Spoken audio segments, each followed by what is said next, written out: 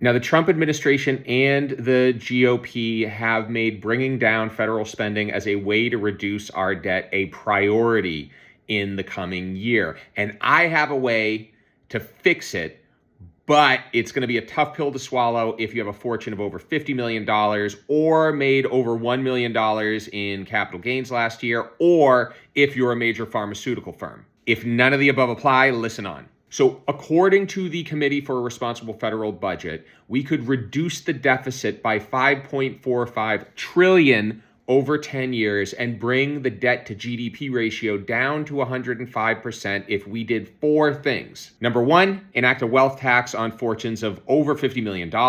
Number two, tax financial transactions by 0.1%. Number three, tax capital gains of over $1 million at the same rate as income as opposed to the preferential capital gains rate. And number four, expand the list of drugs Medicare can negotiate the prices on. And now a few other changes, and we could bring that down to 100% of GDP. Now, these policies aren't unpopular with voters, but they are unpopular with lobbyists and the ultra-wealthy who fund campaigns. And now the knee-jerk reaction to this is to say campaign finance reform, but I've already done the research, so you don't have to, and there's actually a better way to do it.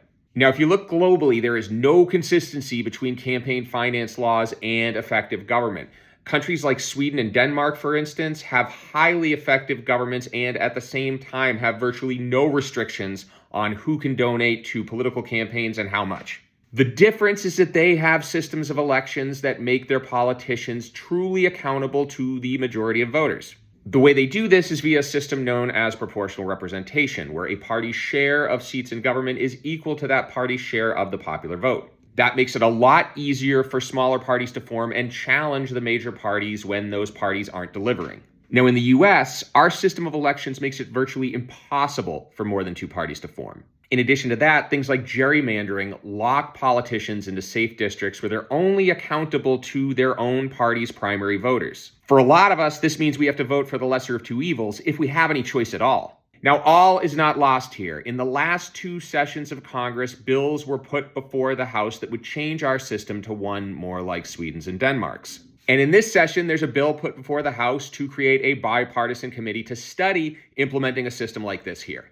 Now, there are some drawbacks. People in Congress would actually be accountable to the voters they serve. That means that some Americans might be able to buy fewer trips into space, fewer Hawaiian Islands, and fewer presidents. For the rest of us, it's a fairly good deal.